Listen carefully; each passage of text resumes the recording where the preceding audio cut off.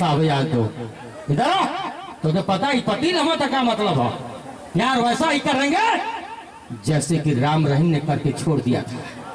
एक जोरदार तरह हमारे साहब याद जी बात जोरदार तरह जाएंगे, बहुत ही खुश होता।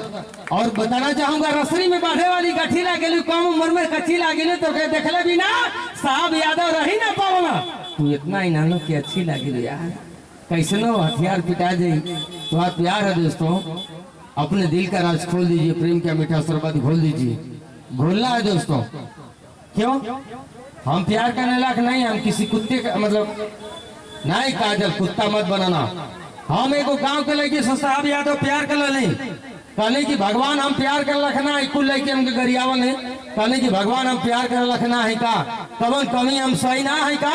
जब इनकी मत लड़की से लाभी बोली तका थे दोगला तोरा माई बहन ना है का, हम कहीं हाई बहन लेकिन तोरी मती ना है। तो हल्का सा जोरदार आई एक और